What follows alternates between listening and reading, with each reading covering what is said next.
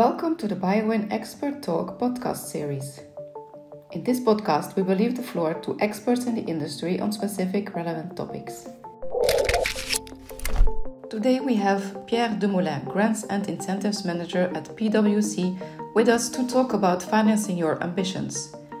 As a growing and/or highly innovative company, financing your ambitions may prove to be a challenging process. The landscape of funding opportunities is scattered across different government bodies and agencies, as well as across various types of incentives and instruments.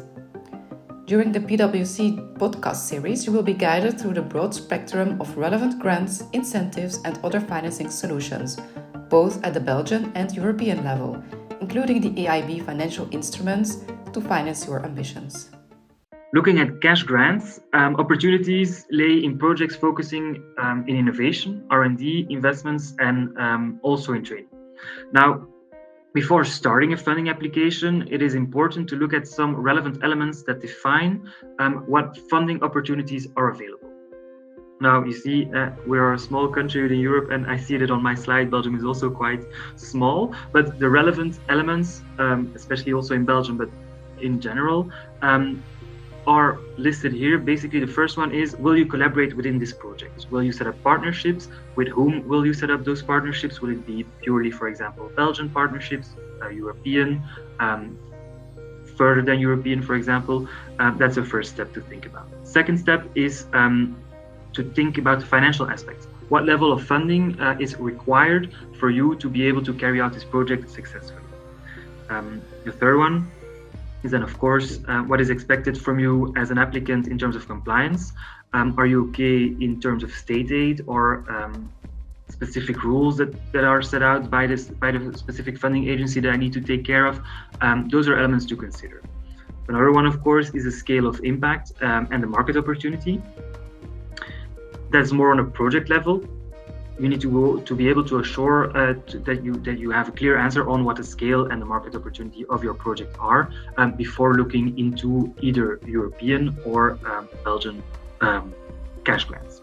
The last one, of course, is what activities will I carry out and what maturity of the project am I in today? Why is this important? Well, depending on the maturity you are in, different funding schemes are available, and it would actually be a shame to not use the let's say relevant incentive schemes do not put them at good use, so to speak, because you would miss out on quite some possibilities. Now, when looking at opportunities in the Walloon region, we see quite a difference in funding schemes and the amounts of funding as well. The efforts required, as you also see on the slide, but also the course, of course, the activities funded.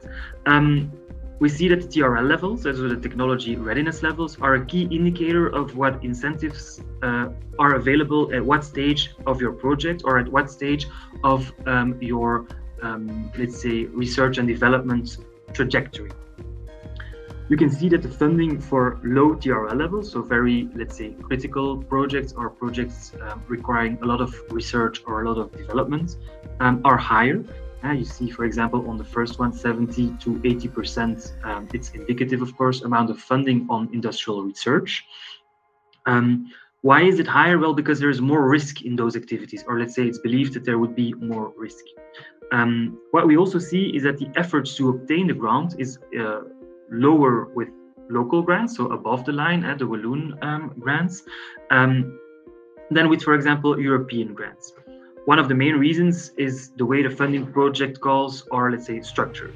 On the European level, of course, a lot more people or, let's say, companies want to apply for European funding than in Wallonia. Why? Because, the European Union is just a little bit bigger than only Wallonia. So which means that competition on the European level is logically much higher. So what does that concretely mean where you're looking into funding? That there's almost no room for error in your funding application. You need to be one of the best, of course, but also often with these project calls that we see from the European Union or the European Commission, when budget is attributed, the budget stops, let's say, the budget stops and other projects are not funded. Oftentimes, the European Commission has defined a budget and a number of projects that it will fund. So the competition only, let's say, increases. When we then further zoom in on Wallonia and on the R&D related projects, we see quite some interesting opportunities. Also under the renewed Walloon funding programs, we see a distinction in industrial research, as we saw before, to gain then new knowledge and let's say expertise. And on the other hand, experimental development focusing then in more on the development of new products and services. So basically, the difference between the industrial research and the experimental development lays in the maturity of your project or your idea. Now, what you will see, we did not just add some colors to the slide to add colors, they actually have a meaning. We color-coded the different funding schemes in order of complexity to obtain. The first two, so the WIN for company and the BELCO, so the Belgian corporation, are, let's say, open funding opportunities, meaning that no competition is officially there. Meaning that everyone that has a viable project can submit a project proposal, which is, let's say, not at the cost of someone else wanting to submit a project.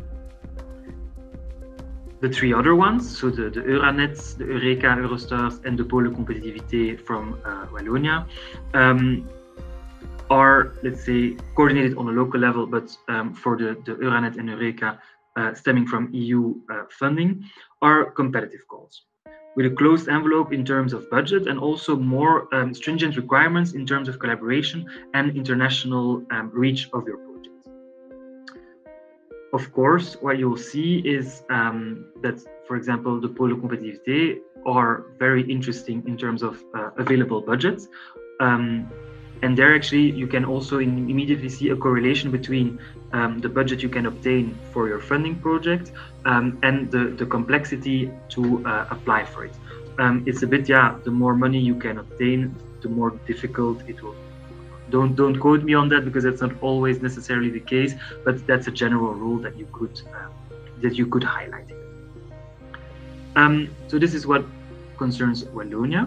When we're then going towards the European Union or the funding cash grants, let's say, available on the European level, we see that the recently launched Horizon Europe program, following the previous Horizon 2020 program, focuses on these three large pillars. So we have excellent science, global challenges, and innovative.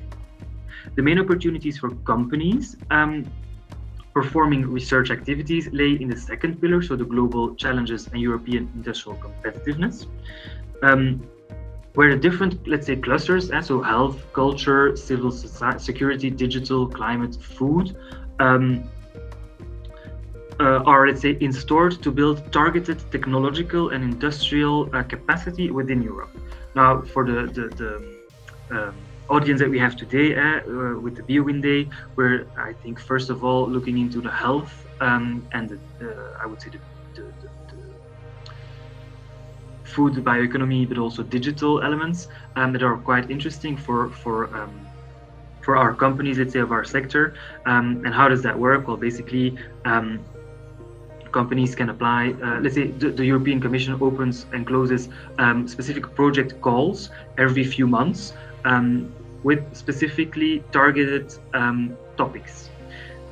The goal there is to, of course, highlight those project calls that are relevant for your project and apply for them, of course, in due time. That's the thing to keep an eye on. Let's say throughout the year, it's absolutely important to have a view on the agenda of the European Commission in terms of those calls. Of course, we can help you with that, but we also have the national contact points of the European Commission that also can provide you more insights on those timings, which are, of course, not always known very much upfront.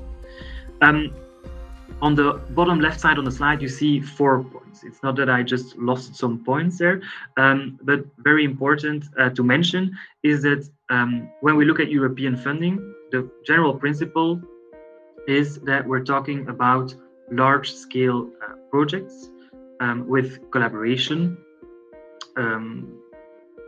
leading to, let's say, a positive socio-economic impact, where innovation, let's say, is at the center. I think it's clear that the European Union focuses on innovation. Well, it must, your project when you're applying and also when you're applying for local funding must bring novelty. The do not harm principle, what does that mean? You cannot, of course, go backwards in terms of environment, in terms of social laws, etc. You need to always have that step up, let's say.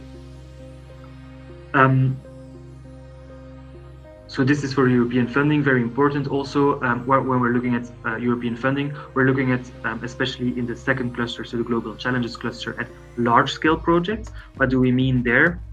Cross-border collaboration, as I said, that allows sufficient levels of innovation to have of innovation, and also sufficient levels of impact on the European society as a whole. And I think innovation I covered. We also wanted to share with you some best practices when we look at grants and cash grants. Best practices. When we're looking at grants, there are some, let's say, the slide is also divided that way, general principles to obey as well. They may seem quite simple, but I also, together with my colleagues, see sometimes that when we're in discussions with clients, when we're assisting them on grants, the application of cash grants, for example, sometimes important to mention. So we just wanted to have them listed here. The most important ones for me are the fact that the project must, of course, add sufficient local or EU added value. This is again linked with the innovation. So adding value by bringing novelty, by going the extra mile, by going further than what exists today. You cannot just, let's say, copy some existing elements and claim funding relating to R&D and innovation. It would not make sense. In terms of application process, I would like to emphasize, let's say, the fact that a funding application is done prior to the concrete start of your project. Any activity or cost made before the funding application is a sunk cost and will then therefore also not be funded by the government agency, and it might even jeopardize the funding of the rest of the project. As a matter of fact, you also need to have, let's say, improve a positive effect, or let's say an incentive effect of your the cash grant that you would obtain, which means, if you are already executing your project and then asking for funding, you are undermining the fact that you would need funding to bring your project to a good end. So that's always something to think about. Timing is key when looking at cash grants. You always have to ask them upfront. Thank you for listening to the BioWin Expert Talk Podcast. We hope the content was valuable for your business and that it meets your expectations.